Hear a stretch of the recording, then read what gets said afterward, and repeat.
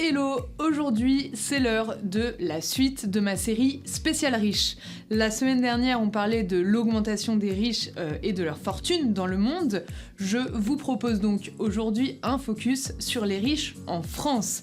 Et pour ce faire, ça tombe bien, l'Observatoire des inégalités a publié son baromètre la semaine dernière. C'est la 3e édition de ce baromètre dont on avait justement déjà parlé l'année dernière. Mais comment est fixé le fameux seuil de richesse? Sur quelle base est-il calculé, vu qu'il n'existe pas de définition claire et précise en France là-dessus? La réponse est simple, il existe un seuil de pauvreté, et c'est donc là-dessus que se base l'Observatoire pour faire son calcul. Pour rappel, le seuil de pauvreté est fixé en fonction du niveau de vie médian qui s'élève à 1 930 € par mois après impôts et prestations sociales pour une personne seule. Le seuil de pauvreté, c'est quand on gagne moins de 60% du niveau de vie médian, soit 1 158 €, toujours pour une personne seule. Il y a aussi le seuil fixé par l'OCDE qui est de 50% du niveau de vie médian, et c'est sur ce seuil que se base l'Observatoire des inégalités en considérant que les riches devraient gagner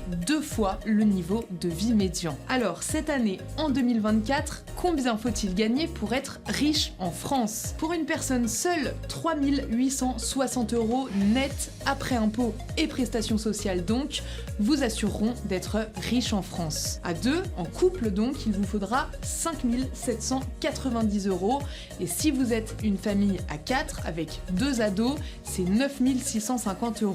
Cette année, sur les 68 millions de Français, 4,7 millions sont considérés comme riches.